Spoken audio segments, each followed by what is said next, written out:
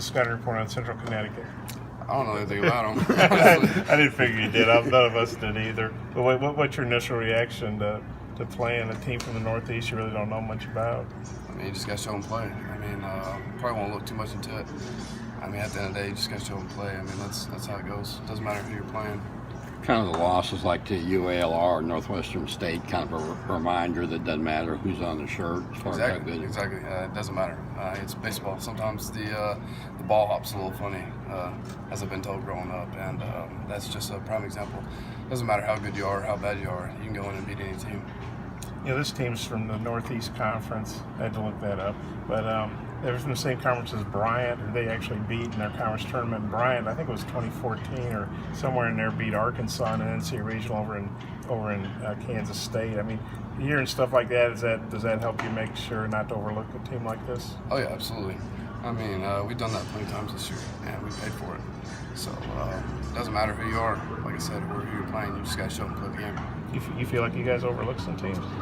Maybe a little bit, maybe like UOR, something like Yeah. that. I mean, you know, in-state team, lower D1 level, we're the SEC and they're Sun Belt. Then again, it doesn't matter just because what level they're playing at. They can come in and beat anybody.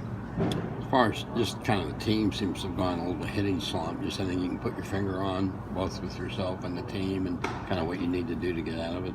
I just think we need to really evaluate our hitting approach. I think sometimes we're trying to do a little too much because we're not scoring a lot of runs, we're not barreling up a lot of balls, and it's causing us to press a little bit. So I think we just need to just relax at the plate, see a little bit more pitches, and then I think we'll be good.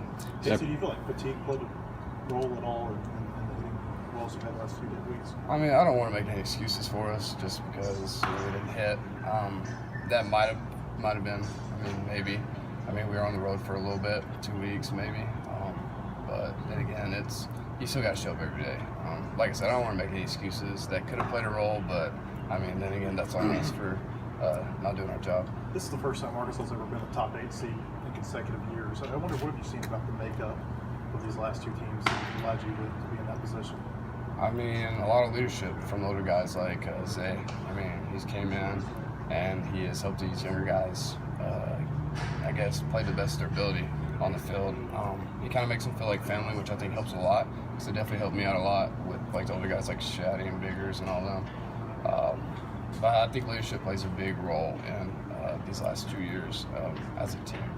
Yeah, Trevor never played first base until this season. He's the all SEC, not just the all SEC second team first baseman, he's the all defensive first baseman. And he's obviously not a huge, tallest target over there. What have you thought about the season he's had at first base? Has he surprised you? Yes. I mean, that dude just competes, man. He just wants to play, as you can tell. It doesn't matter where you play him.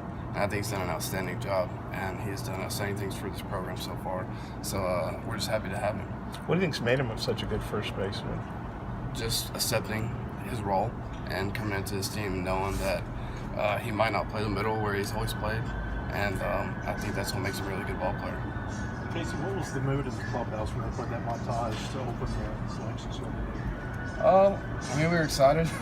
We were excited. A little surprised who was in there, but I mean, just got to show up and play.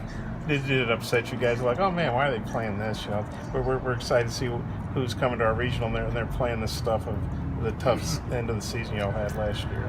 Yeah, I don't think many of us really cared to see that, but I mean, that's part of it. There's a lot of new players in this, but for you guys that were on the team last year, how much has the way last year ended maybe motivated, fueled you going through this season? I know it has through the guys that were here last year that played in that game, especially the game 2 that we lost in the pop fly. We're definitely ready. We want to get back. I know the guys like Heston, Dom, me, you know, some of the guys that were in the dugout like McFarland and Opitz and Kinley. I mean, there's nothing more we want than to go back, and we'd like to redeem ourselves. So it gives us quite a bit of motivation.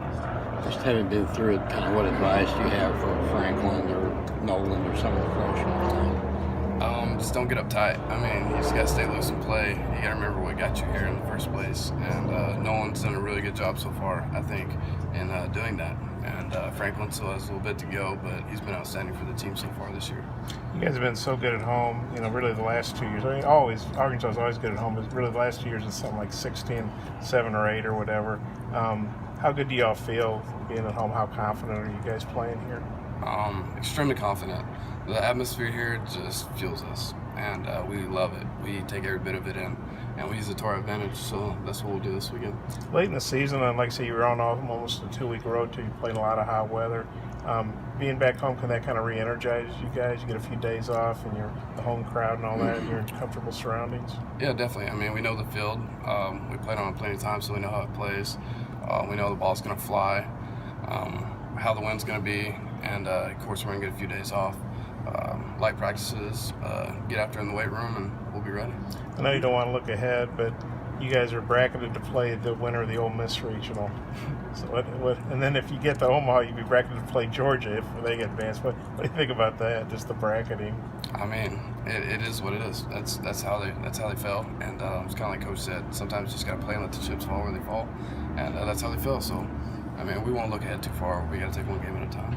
Do you know a lot about Cal and TCU? I don't know anything about any of those teams. Like I said, I don't look too much into it. I just show up play. Do you guys watch a lot of video? Because obviously there's a ton of stuff out there on the internet now. The coaches will you watch a lot of video of Central Connecticut starter and things like that? Yeah, we'll watch a little bit. Who they're gonna throw. We'll see how they're gonna pitch us and stuff. But I mean, it's just scouting reports. How good do you guys feel when Isaiah's starting? Because he's almost like Blaine was last year. It's just like having Blaine out there again. I mean, anytime he steps on the mound, we know we're going to win. And that gives us a lot of confidence moving on to the next game after that. So super proud of him on how he's coming back from last year, the way he's competed this year, and took the starting role. Does his not making all conference and none of you guys making first team leave you with something, like a chip on your shoulder or something more to prove? Yeah, a little bit. It's kind of like I told Coach, I wish I could take my second team and give it to him because he's well deserved of it. And I hate it for him, but I mean, that's how it is. I mean, the pitchers that they put up there were really good. The records were good. The ERAs were good. The strikeouts and walks were good. I mean, Zay compared it up there with all of them. But, it does suck for him. I wish I could just give mine to him because he's well deserved. But, I mean, it gives us a little bit of chip on the shoulder, and it should for him too. He's more than deserving of it, so I just hate that for him.